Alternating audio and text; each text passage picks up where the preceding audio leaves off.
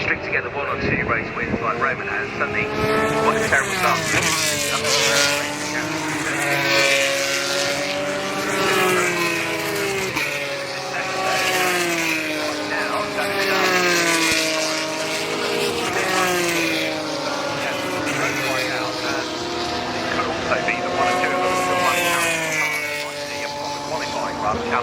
Later on in the session here, but David Vidal is there. The best part of 8 tenths of a second really from Hunter Yeaney, who's another driver that did occasionally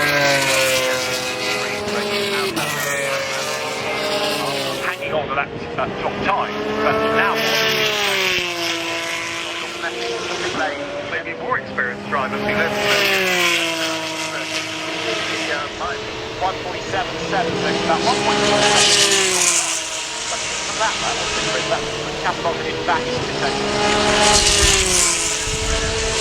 is